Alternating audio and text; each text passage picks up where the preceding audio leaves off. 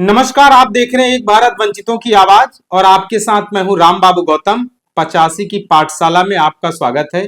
इस बार उत्तर प्रदेश में जो लोकसभा का चुनाव हो रहा है, इसको बड़े से बड़े राजनीतिक पंडित, बड़े से बड़े महारथी, बड़े से बड़े वरिष्ठ पत्रकार और पॉलिटिकल एनालिस्ट जो राजनीतिक विश्लेषक होते हैं, वो समझ नहीं पा रहे हैं कि इस बार उत्तर प्रदेश में जो चुनाव है वो किस तरफ बढ़ रहा है, किस दिशा में जा रहा है। क्योंकि पहले चरण का जो नामांकन है उसकी 27 तारीख को आखिरी तारीख है, 27 को आखिरी तारीख है, 27 मार्च को। लेकिन उत्तर प्रदेश में पल पल राजनीतिक समीकरण बदल रहे हैं। किसी के इधर आने की और किसी के उधर जाने की आए दिन खबरें आती जाती रहती हैं।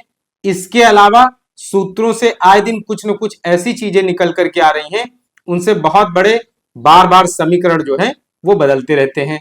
अभी तक उत्तर प्रदेश में यह चर्चा चल रही थी कि क्या उत्तर प्रदेश में जो लोकसभा का चुनाव होगा वो क्या पूरी तरीके से बाइपोलर होगा, दो ध्रुवीय होगा, सीधे सीधे दो पार्टियों, दो विचारधारा, सीधे सीधे दो लोगों के बीच में मुकाबला होगा। लेकिन अब जिस तरीके से मायावती ने फील्डिंग की है प्रत्याशियों की, जिस तरीके से मायावती ने पार्टी के प्रत्याशियों को उतारा है, उस तरीके से ऐसा लग रहा है कि अब उत्तर प्रदेश में जो राजनीतिक मुकाबला होने जा रहा है, पार्टियों के बीच में जो सीधे सीधे लड़ाई होने जा रही है, उत्तर प्रदेश में कहीं न कहीं जो राजनीतिक मुकाबला है वो त्रिकोणीय बनता चला जा रहा है। जिस तरीके से प्रत्याशियों को बहुजन समाज पार्टी ने उतारा है, उससे माहौल जो है, जो उत्तर प्रदेश की राजनीति है वो तीन दिशाओं में, तीन अलग अलग हिस्सों में बढ़ती चली जा रही है। जिसमें एक तरफ भाजपा है और दूसरी तरफ बड़ा धड़ा जो है वो इंडिया गठबंधन है और तीसरी तरफ बहुजन समाज पार्टी है, मायावती है। तीन ध्रुवों में इस तरीके से जो राजनीति है वो बट रही है। क्योंकि अभी बीते दिनों आपने देखा होगा कि पल्लवी पटेल, जिन्होंने इंडिया गठबंधन के तहत 3 सीटों पर अपने प्रत्याशी भी उतार दिए थे, एक फूलपुर से उतारा था उन्होंने, एक मिर्जापुर से उतारा था, एक कौशाम्बी से उतारा था। लेकिन अचानक जो है वो तीसरे दिन उन्होंने अपने प्रत्याशियों को वापस ले लिया। पहले उन्होंने प्रत्याशी उतारे और कहा कि वो इंडिया गठबंधन के तहत जो है वो चुनाव लड़ेंगे उनके प्रत्याशी। बाद में ये हुआ कि समाजवादी पार्टी उनको इतनी ज्यादा सीटें देगी नहीं। उसके अलावा खबरें आई कि अखिलेश यादव से उनकी अनबन शुरू हो गई है। फिर खबरें आई कि वो मायावती के साथ मिलकर के कोई नई मोर्चेबंदी कर रही हैं। अब खबरें ऐसी आ रही हैं कि वो मायावती के साथ जा सकती हैं, बसपा के साथ उनका अलायंस हो सकता है, बसपा उनको अपने सिंबल पे लड़ाएगी या वो अपने सिंबल पर चुनाव लड़ेंगी। इन सब चीजों को कयासबाजी चल रही है। लेकिन कहीं न कहीं अब ये खबर जो है पुख्ता होती चली जा रही है कि मायावती और पल्लवी पटेल जो है वो दोनों लोग एक दूसरे के काफी करीब आ चुके हैं और लगभग लगभग बसपा और अपना दल कमेरावादी में बातचीत जो है वो फाइनल हो चुकी है। तो ये सब चीजें चल रही हैं। इन सब के अलावा पश्चिमी उत्तर प्रदेश की जिन 8 सीटों पर पहले चरण में मतदान होना है, 8 सीटों में ज्यादातर जो है वो पश्चिमी उत्तर प्रदेश की, उन पर बहुजन समाज पार्टी के जो प्रत्याशी उतारे गए हैं, उनमें से 4 सीटों पर, मतलब आधी 50% सीटों पर मायावती ने मुस्लिम प्रत्याशी उतार करके पूरे समीकरण जो हैं वो बदल दिए हैं और मुकाबले को ट्रायंगल कर दिया है। इसीलिए कहते हैं कि मायावती की राजनीति को इतनी आसानी से समझा नहीं जा सकता है। वो आखिरी समय पर ऐसा दांव और ऐसा पासा फेंकती हैं जिससे कि जो है बड़े बड़े धुरंधर पस्त हो जाते हैं। तो मायावती ने जो प्रत्याशी उतारे हैं, सहारनपुर में उन्होंने उतारा है माजिद अली को।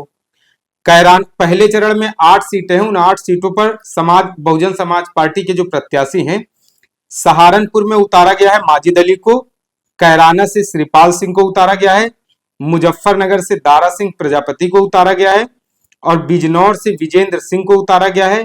नगीना सुरक्षित से श्री सुरेंद्र पाल सिंह को उतारा गया है और इसके अलावा मुरादाबाद से मोहम्मद इरफान सैफी हैं, रामपुर से जीशान खान है और पीलीभीत से अनीस अहमद खान उर्फ फूल बाबू है। तो पहले चरण की 8 सीटें हैं और 8 में से 4 सीटों पर मायावती ने मुस्लिम प्रत्याशी दिए हैं। मतलब 8 में से 4, मतलब 50% सीटों पर मुस्लिम प्रत्याशी उतार करके पश्चिम के पूरे समीकरण जो है वो बदल दिए गए हैं। क्योंकि पश्चिमी उत्तर प्रदेश में जाट, मुस्लिम और दलित, ये 3 ऐसी जातियां हैं, बड़े फैक्टर हैं जो चुनाव को प्रभावित करते हैं।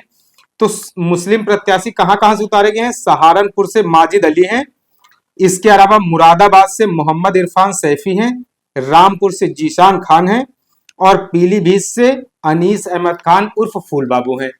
तो पश्चिमी उत्तर प्रदेश की 8 में से 4 सीटों पर मुस्लिम प्रत्याशी उतारने का मतलब है कि वहां पर जो अब फाइट होगी वो ट्रायंगल होगी, मतलब त्रिकोणीय मुकाबला होगा, मतलब 3 जगह वोट बटेंगे।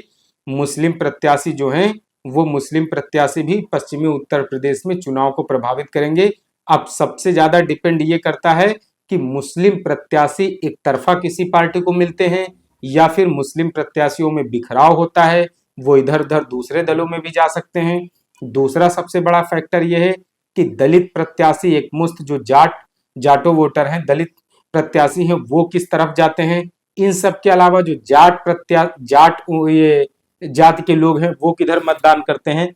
तो इन सब चीजों के अलावा सबसे बड़ी बात यह है कि पश्चिमी उत्तर प्रदेश में मुस्लिम, जाट और इन सब के अलावा जो दलित वोटर हैं ये सबसे बड़ी संख्या में होते हैं। और 8 में से 4 सीटों पर मुस्लिम प्रत्याशी देकर के मायावती ने कहीं ना कहीं जो है वो चुनाव को त्रिकोणीय ट्रायंगल बना दिया है। तो अब उत्तर प्रदेश में जो पहले चरण का चुनाव हो रहा, अभी तक चर्चाएं हो रही थी कि मोदी जो है एक तरफा जीत लेंगे, सभी सारे सर्वे में आया कि इंडिया गठबंधन और बसपा जो है बहुत कम सीटें पाएगी, मोदी चुनाव को एक तरफा कर लेंगे। लेकिन अब उत्तर प्रदेश में जो लोकसभा का चुनाव है वो एक तरफा वन साइडेड नहीं है, अब उसको 3 तरफा कर दिया गया है। उत्तर प्रदेश में जो लोकसभा का चुनाव है वो 3 तरफा होता हुआ दिखाई दे रहा है। चुनाव बाइपोलर की बजाय ट्राइपोलर ट्रायंगल होता चला जा रहा है। तो अब देखिए इसमें जो है ये जो नए समीकरण बने हैं इनमें किस तरीके की चीजें सामने आती हैं और पहले चरण का जो चुनाव होने जा रहा है इसमें कौन किसके ऊपर भारी पड़ता है और क्या चीजें निकल करके सामने आती हैं। मायावती ने जो मुस्लिम प्रत्याशी ज्यादातर सीटों पर उतारे हैं ये अपना क्या प्रभाव छोड़ पाते हैं, लोग इनको कितना पसंद करते हैं और इनका जो है 8 में से 4 जो मुस्लिम प्रत्याशी उतारे गए हैं ये 2024 में पहले चरण में क्या असर छोड़ते हैं। तो इन सब चीजों को लेकर के बहुत ज्यादा कयासबाजी लगाई जा रही है। और इन सब के अलावा अभी एक और चीजें भी चर्चा में चल रही हैं कि मायावती के साथ साथ असदुद्दीन ओवैसी की जो पार्टी है AIM, उसकी भी कहीं न कहीं कुछ सीटों पर बातचीत चल रही है। तो देखिए आने वाले दिनों में क्या होता है, मुस्लिम मतदाताओं का रुख क्या होता है, वो किधर जाते हैं, उनका रुझान किधर होता है, ये सब चीजें जो है वो बहुत ज्यादा मायने रखती हैं। तो देखिए कुछ दिनों बाद जैसे जैसे समय बीतता चला जाएगा, चुनाव और ज्यादा करीब आता जाएगा, वैसे वैसे चुनाव की बाजी भी पलटती जाएगी और राजनीति उत्तर प्रदेश की उसका रुख भी बदलता जाएगा। देखिए आने वाले समय में राजनीति जो है वो किस दिशा की तरफ आगे बढ़ती है। आपको ये एनालिसिस और विश्लेषण कैसा लगा, इसके बारे में आप हमें अपने सुझाव, अपने कमेंट जरूर दें। आपसे अपील है कि आप एक भारत को शेयर और सब्सक्राइब भी करते रहें, जिससे कि शोषितों, पीड़ितों और वंचितों की आवाज को सत्ता के शीर्ष तक पहुंचाया जा सके। धन्यवाद।